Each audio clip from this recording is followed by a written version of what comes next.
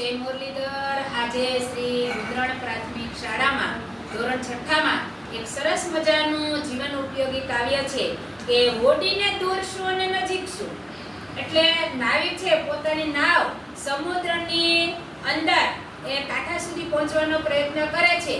તો સમુદ્રની અંદર આપણે બધાને ખબર છે ઘણા બધી તુફાન આવતા હોય, પણ તુફાનને ધ્યાનમાં રાખ્યા વગર એ માત્ર ને માત્ર પોતાની નાવને આગળ ચલાવે છે.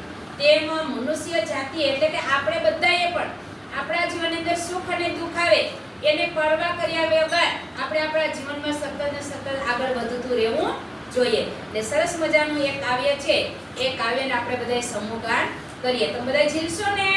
હા. કે જોને છોડે